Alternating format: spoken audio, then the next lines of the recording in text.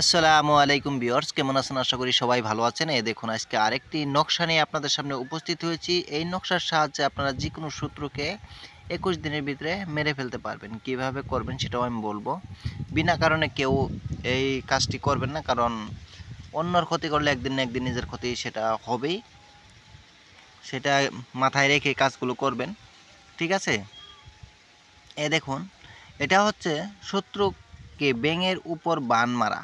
ব্যাঙ দিয়ে আপনারা বান মারতে পারবেন, শত্রু শেষ হয়ে যাবে। কিভাবে করবেন সেটা আমি বলতেছি, ভিডিওটি স্কিপ করবেন না। স্কিপ করলে কোনো কিছুই বুঝতে পারবেন না। আর হ্যাঁ, আপনারা যদি নতুন হয়ে থাকেন তাহলে অবশ্যই আমার এই চ্যানেলটি সাবস্ক্রাইব করে এই চ্যানেলের সাথে থাকুন। অনেক কিছুই জানতে পারবেন এবং কি শিখতে পারবেন। দেখতে পাচ্ছেন, এটা হচ্ছে শত্রুকে ব্যাঙের উপর বান মারা। বান মেরে যদি আপনি কাউকে মেরে ফেলতে চান তাহলে কিন্তু এই নকশার সাহায্যে আপনারা এই কাজটি করতে পারবেন। ভালো করে খেয়াল করেন, এই নকশাটি আগে আপনারা ভালো করে লিখে নেন, না হলে স্ক্রিনশট মেরে নেন, যাতে আপনাদের কোনো ধরনের ভুল না হয়।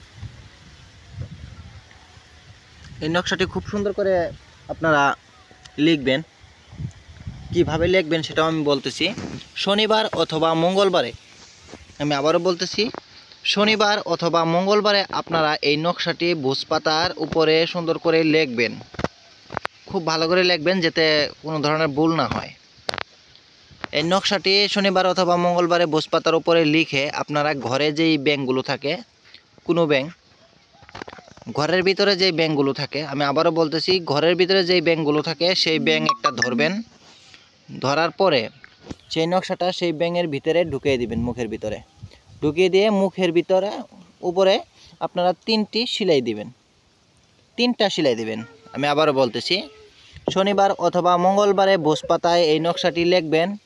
নকশাটি লেখার পরে আপনারা ঘরের যেই ব্যাঙগুলো থাকে সেই ব্যাঙগুলো আপনারা ধরে এনে ব্যাঙের ভিতরে এই নকশাটি ভরিয়ে দিবেন। ভরিয়ে দিয়ে মুখে আপনারা 3টি সেলাই দিবেন। মুখে 3টি সেলাই দিয়ে আপনারা আপনাদের ঘরে যেটা নাকি চুলা আছে, হ্যাঁ, উনুল আছে, সেই উপরে লটকায়ে রেখে দিবেন 7 দিন।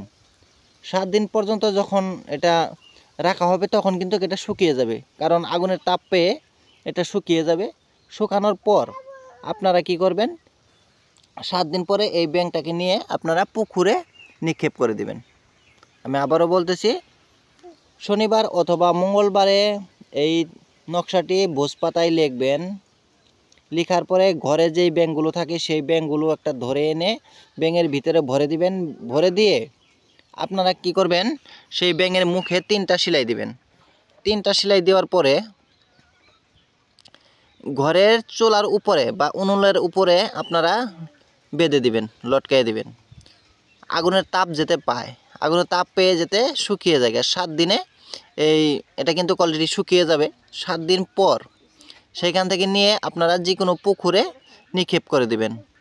এতে করে কি হবে, শত্রুর কিন্তু 21 দিনের ভিতরে মারা যাবে।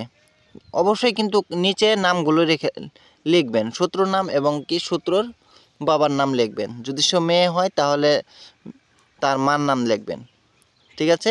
এইভাবে কাজগুলো করেন, দেখবেন 100-র ভিতরে 100ই কাজগুলো হয়ে যাবে। আর হ্যাঁ, আপনারা সবাই দোয়া করবেন আমি যাতে ভালো কিছু দিতে পারি, আপনাদের উপকারে আসে। সবাই ভালো থাকেন, সুস্থ থাকেন। খুদা হাফেজ।